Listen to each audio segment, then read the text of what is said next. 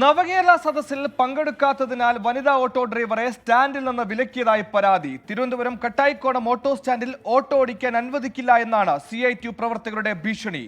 CITU അംഗവും CPIM party പ്രവർത്തകയുമായ രജനിക്കാണ് ദുരനുഭവം.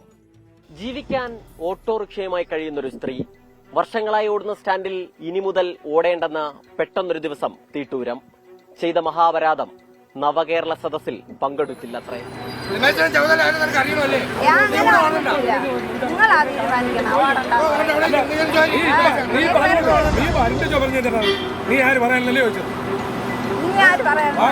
ഇതാണ് ആ ഭീഷണി. നേതൃത്വം കൊടുക്കുന്നത് CITU കൺവീനർ. നവകേരള സദസ്സിൽ പങ്കെടുക്കാത്തതിനാൽ ഇനിയൊരു അറിയിപ്പുണ്ടാകുന്നതുവരെയും സ്റ്റാൻഡിൽ ഓടേണ്ട എന്നാണ് ശാസന. ഇന്നലെയാണ് കഴക്കൂട്ടം മണ്ഡലത്തിലെ നവകേരള സദസ്സ് നടന്നത്. ആരോഗ്യ പ്രശ്നങ്ങൾ മൂലം രജനിക്ക് പങ്കെടുക്കാൻ കഴിഞ്ഞില്ല.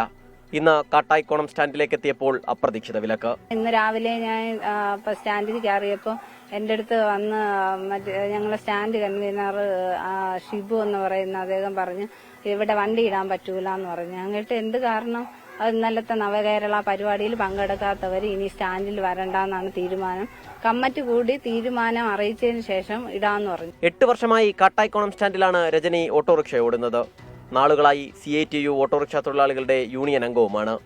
ഇങ്ങനെ മുൻപും പാർട്ടി പരിപാടികളിൽ പങ്കെടുക്കാത്തതിന് തൊഴിലാളികളെ വിലക്കിയ ചരിത്രം ഇവിടെയുണ്ടെന്ന് ആക്ഷേപം. സ്ഥിരമാണ്, ഇത് ആദ്യമായിട്ടല്ല. ഇതിനു മുമ്പും വിലക്കുകൾ ഇങ്ങനെ വന്നുകൊണ്ട് എനിക്കും എന്റെ ഡ്രൈവേഴ്സിനും വന്നുകൊണ്ടിരിക്കുന്നത്. അവര് ഒരു പാർട്ടി പരിപാടി കൊച്ചുങ്ങളും എല്ലാം ഉള്ള ആൾക്കാരാണ്. അപ്പൊ അവർക്ക് ഒരു പാർട്ടി പരിപാടി എത്താൻ കഴിഞ്ഞില്ലെങ്കിൽ ഒരാഴ്ച വണ്ടി ഓടല് എന്നുള്ള നിയമമൊക്കെ ഉണ്ട്. പിന്നെ ആരും പ്രതികരിക്കുന്നില്ല. പാർട്ടി ആലോചിച്ച ശേഷം രജനിയുടെ കാര്യത്തിൽ തീരുമാനമെടുക്കാമെന്ന വിചിത്ര നിലപാടിലാണ് CITU.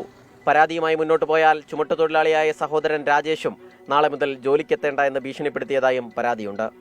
സ്വമേധയാ ആയിരങ്ങൾ പങ്കെടുക്കുന്ന സദസ്സാണ് നവകേരളമെന്ന് മുഖ്യമന്ത്രിയും മന്ത്രിമാരും പറഞ്ഞതിന് കയ്യും കണക്കുമില്ല. പിന്നെന്തിനാണ് സാർ പങ്കെടുക്കാൻ ഇങ്ങനെ നിർബന്ധിക്കുന്നത്? പങ്കെടുക്കാത്തവരോട് ഇങ്ങനെ വൈരാഗ്യബുദ്ധി കാണിക്കുന്നത്? പാവപ്പെട്ടവരുടെ കഞ്ഞിയിൽ മണ്ണുവാരിയിട്ടിട്ടാണ് നിങ്ങളുടെ ആളക്കൂട്ടൽ മഹാമഹമെങ്കിൽ അയ്യേ കഷ്ടം.